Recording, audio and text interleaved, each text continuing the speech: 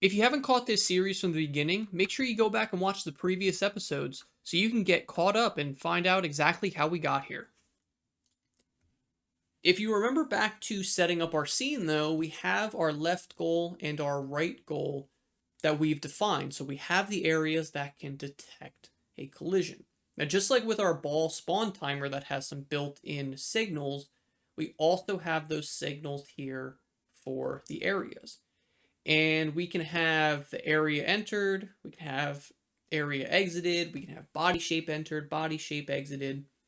But we'll want to use the body entered signal that's part of our area 2D. Just like we did with the ball spawn timer, we'll connect this to our game script, and we can connect that. I'm going to go through and do the exact same thing for the left goal, and we'll do that same body entered, connect it, and connect.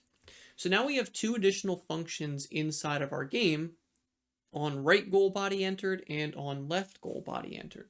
For this, we're going to want to do a couple things. We're going to want to respawn the ball, and we're probably going to want to increase our score. We'll get to the score in just a little bit. But for this, we can get rid of our pass. We'll bring in our ball spawn timer, and we can start it. Once again, I'll do the same thing over here. Drag in our ball spawn timer and start there again. So now when we play our game, after that half second, the ball is going to move. We can return a couple volleys. Once it goes off screen, after half a second, it's going to respawn the ball. And that's going to do the exact same thing on both sides. So that way, whenever we get a goal, after a certain amount of time, the ball respawns. From here, we can start to make the HUD and get the scores up on screen so we can add to them here inside of our script. So we'll go back to the 2D side, we'll go back to our game, and I want to add in an HBox container. This is just a container that's going to allow us to arrange our children contents horizontally. So that way then, as I add more things, they're going to automatically be sorted. Inside of this, we can add in a couple children, and we're going to do labels. So duplicate and duplicate. Now this container here, if we zoom in really, really close, although it is a pretty decent size, our labels are not taking up much space. To see what this actually looks like, we can set our labels to the value, so 0 and 0. And to be honest with you, I might put one in the middle here that's just going to be our dash. So now we have these here that's defining our score. With this now created, we can set our size and set this to our screen width. That's going to make sure that these things stay centered. With this all centered, we might want to scale up our text so we can see it a little bit better. So we can grab all three of those labels. Inside of our control, we have our theme and our theme overrides. So we'll just go to our font sizes, and we can start to make this bigger. And maybe we'll go with something like 25, maybe a little bit closer to 115 or 130. I might also want to change the color of this to something that's a little bit more readable against our background. So we'll go with a nice yellowish green.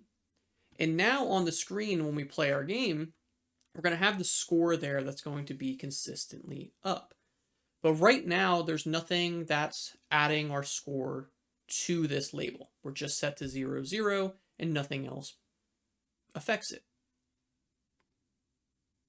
If we go back to our game script, and up at the very top, we define two variables. We're going to say player